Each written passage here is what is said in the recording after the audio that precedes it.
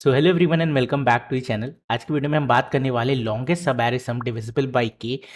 इसकी एक pre requisite है। हमने पुरानी वीडियो में बात की थी कि सब एरे सम के बराबर हो तो हम उसे कैसे फाइंड कर सकते हैं। वो वीडियो अगर आपने नहीं देखी प्लीज़ देख के आओ, बहुत इंपॉर्टेंट है, बहुत सारे इंटरव्यूज में पूछी जाती है। It's a very tricky concept. ठीक है, तो आज की वीडियो आप सोच रहे हो कि भैया आपने उसी वीडियो में क्यों नहीं इंक्लूड कर दी, because it is also related with sum, right. लेकिन ऐसा नहीं है, ये थोड़ा सा एडवांस कॉन्सेप्ट है। मतलब एक होता है, आप यहाँ मीडियम लिखा है but it is a like it's a hard question. Okay, so how do we solve this question और how do we solve this types of questions. So आज की वीडियो में हम उसी की बात करने वाले हैं। सो बिना कोई टाइम वेस्ट के आज का लेक्चर स्टार्ट करते हैं। सो क्वेश्चन का नाम है longest sub array with sum divisible by के।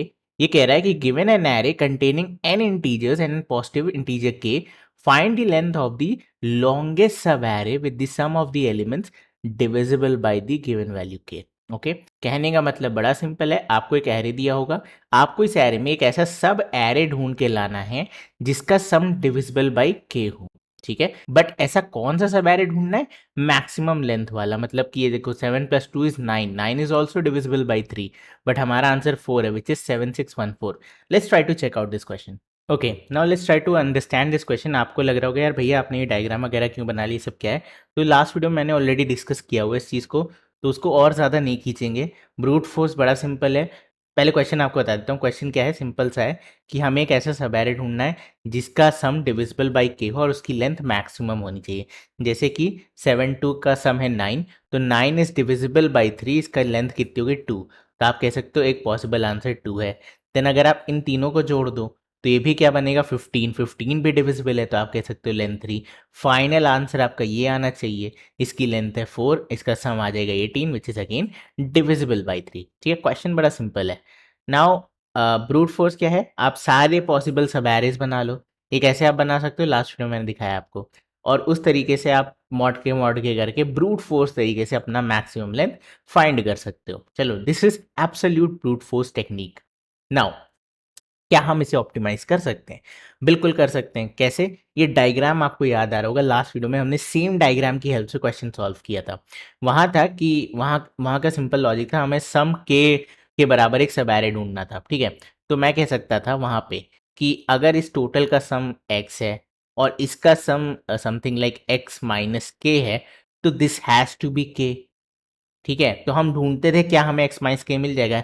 और why we were searching for x minus k only, क्योंकि ये स्टार्टिंग से सम मिल रहा था। ठीक है, तो आपको हर पॉइंट बताता इस पॉइंट पे क्या सम है, इस पॉइंट पे क्या सम है, इस पॉइंट पे क्या सम है।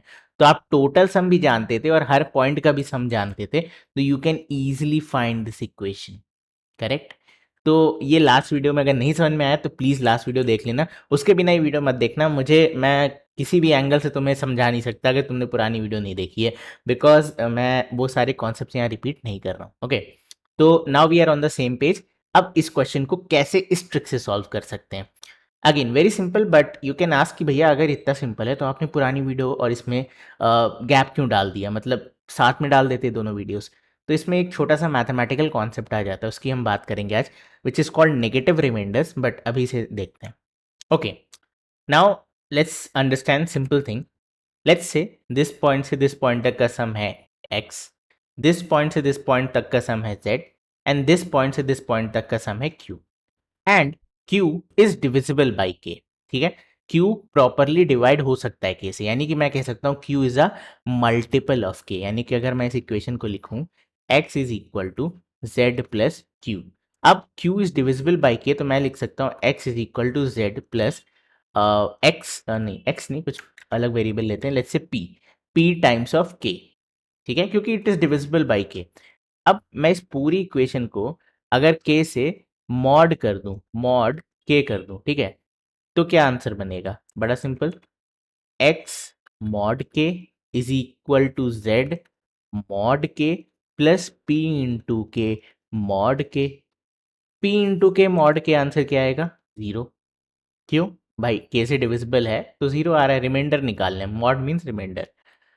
अब क्या इक्वेशन बचती है? इसके बाद देखो इक्वेशन क्या बनेगी, x mod k is equal to z mod k. ये इक्वेशन कब बनी? ये इक्वेशन तब बनी जब तुम्हारा जो Q था इट वॉज डिविजिबल बाई के। यानी मैं कह सकता हूं अगर इसका रिमाइंडर ठीक है, इसका रिमाइंडर, इसका रिमाइंडर निकालें और इसका रिमाइंडर निकालें, तो जब इसका रिमाइंडर 0 होगा तभी ये दोनों सेम होंगे, या दूसरे वर्ड्स में ये 0 कब होगा, जब इन दोनों का रिमाइंडर सेम हो जाएगा, और 0 मीन्स डिविजिबल बाई के। तो I think now this question is solve. अगर आप लास्ट वीडियो से आ रहे हो तो 2 मिनट का भी नहीं बचा है क्वेश्चन। तो दो इंपॉर्टेंट चीज़ें पहले डिस्कस कर लेते हैं। सबसे पहली चीज़, हमें मैक्सिमम लेंथ चाहिए। तो अगेन वही लास्ट वीडियो में भी समझाया था, लेट्स से यहाँ भी z आ रहा है, यहाँ भी z आ रहा है, और आपको मैक्सिमम लेंथ चाहिए, तो आप किसे आंसर लोगे? आप इस पार्ट को आंसर लोगे या आप इस पार्ट को आंसर लोगे? Obviously this part, right. यानी कि हमें फर्स्ट ऑकरेंस चाहिए हमेशा, यानी कि हम जिस भी डेटा स्ट्रक्चर में स्टोर करेंगे एक से ज़्यादा बार नहीं स्टोर करेंगे। और क्यों हमें स्टोर करना है, क्या स्टोर करना है? इंडेक्स स्टोर करनी है, बिकॉज अगेन मैंने कहा, देखो बड़ा सिंपल है, ये देखो ये पार्ट है 2, ठीक है, and this part is 20। 20 mod k is what? के इज 3, यहाँ पे 3 है तो रिमाइंडर क्या आ जाएगा 2, और 2 मॉड 3 क्या आ जाएगा? अगेन 2। यानी कि ये दोनों रिमाइंडर क्या हो गए? सेम हो गए, यानी कि मेरा आंसर कहाँ लाई कर रहा है? यहाँ पे, next to this. Okay, same concept है ना। सो दैट इज वाई यहाँ पे भी हम क्या यूज करेंगे? मैप। अगेन यार, अगर आपको सिग्निफिकेंस नहीं पता है कि भैया इंडेक्स क्यों, तो प्लीज़ पुरानी वीडियो देखो, ये वाली मैंने सिर्फ मॉड के का कॉन्सेप्ट समझाने के लिए और रिमाइंडर, नेगेटिव रिमाइंडर्स हैंडल कैसे करते हैं वो समझाने के लिए बनाया है। अदरवाइज मुझे फिर से उतना सब कुछ पढ़ाना पड़ जाएगा, which does not make any sense to me. चलो नाउ, सो वी नो कि हम मल्टीपल वैल्यूज सेट नहीं लेंगे, हमेशा फर्स्ट ऑकरेंस लेंगे। Now we should handle the zero case as well. क्यों जीरो केस? अगेन अगर मेरा पहला सबैरे आंसर दे देगा तो जीरो ही उसे हैंडल कर सकता है। कैसे? लास्ट वीडियो में देखा था, फिर से देख लेते हैं एक बार।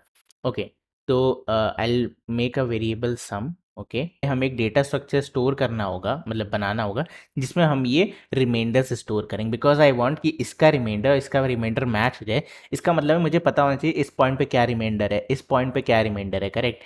तो मैं यहाँ पे क्या बनाऊंगा?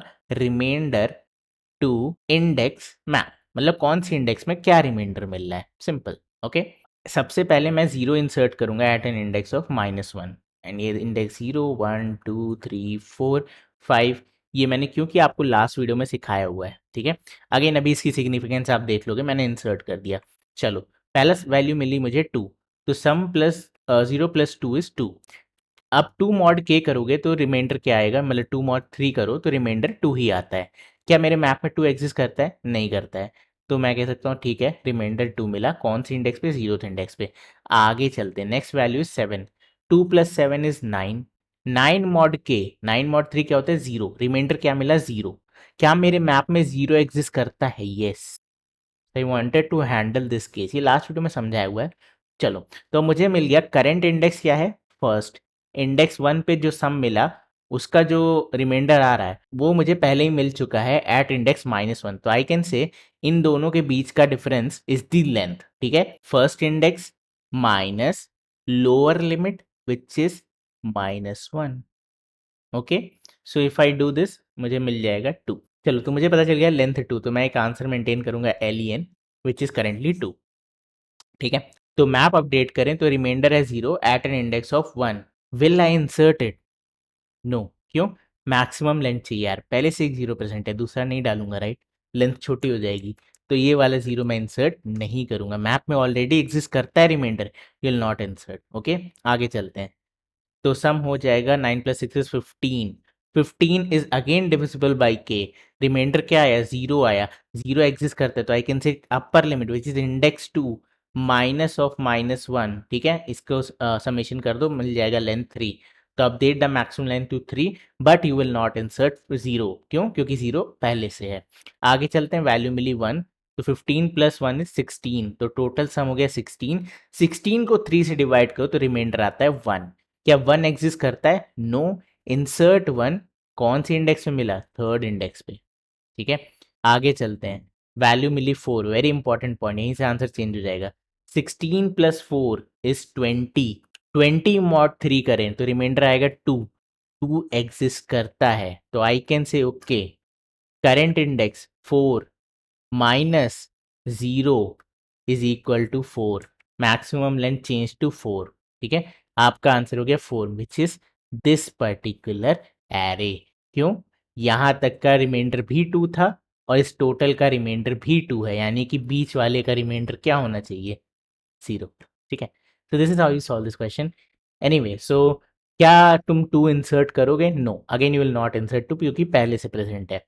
आगे चलते हैं, नेक्स्ट वैल्यू इज 5, तो सम विल बी 25, रिमाइंडर आ जाएगा 1। 3 को 25 से डिवाइड करो, रिमाइंडर आता है 1। क्या 1 एग्जिस्ट करता है मैप में? हाँ, मैप में 1 एग्जिस्ट करता है। ओके, तो आई कैन से फिर से फॉर्मूला लगाओ, ये हो गया फिफ्थ इंडेक्स माइनस मैप से उठाया थर्ड इंडेक्स, तो length 2 which is 4 and 5।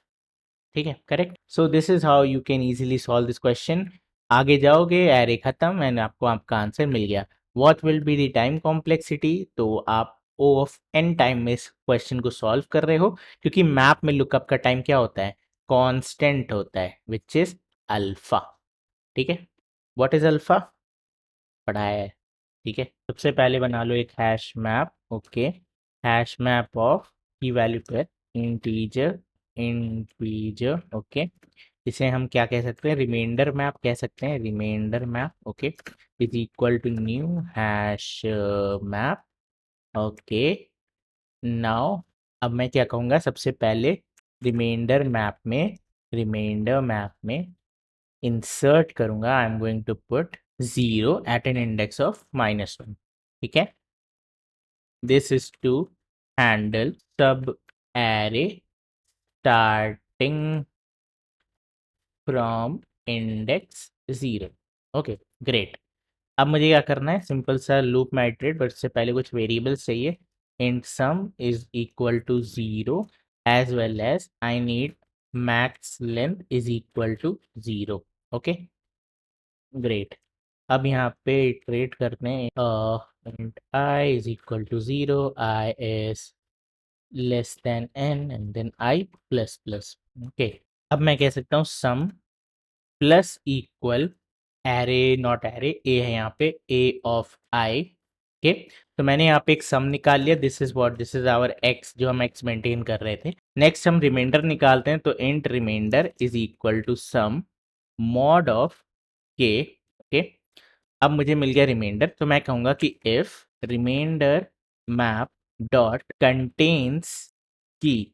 Okay, अगर मेरे मैप में रिमाइंडर ऑलरेडी एग्जिस्ट करता है, तो मैं कह सकता हूँ मुझे एक आंसर मिल गया। अब मैं चेक करूँगा क्या ये मैक्सिमम लेंथ का है या नहीं है। तो I can say int length upper limit which is current index minus lower limit, reminder map dot get reminder. Okay, तो हमें क्या मिल गया? We calculated the length with the formula upper limit minus lower limit because lower limit is excluded. Okay, अब निकाल लो max length is equal to math dot math dot max of max length और this length. ठीक है, whatsoever is your answer, you can say ये मेरे answer हो गया।